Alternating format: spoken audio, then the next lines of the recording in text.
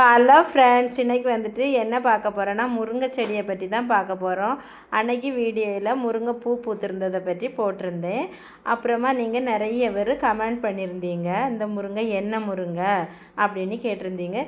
சாதாரண ஒரு முருங்கை குச்சி தான் வச்சுருந்தேன்.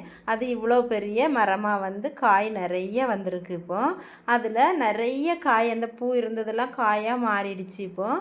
அப்புறம் வந்துட்டு ஒருத்தங்க கமெண்டில் சொல்லியிருந்தீங்க, முருங்கை இலை முருங்கைப்பூ எல்லாமே நாங்கள் காசு கொடுத்து தான் வாங்குகிறோம் அப்படின்னு சொல்லியிருந்தீங்க.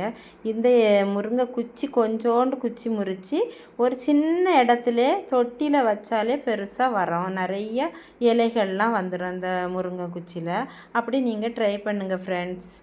அப்புறம் வந்துட்டு இனி முருங்கைக்காய் விளைஞ்சி பறிக்கிறப்போ எவ்வளோ காய்கள் வந்திருக்குன்னு சொல்லுறேன் ஃப்ரெண்ட்ஸ். மறக்காமல் நம்ம சேனலை சப்ஸ்கிரைப் பண்ணுங்கள் ஃப்ரெண்ட்ஸ். Tata, bye bye.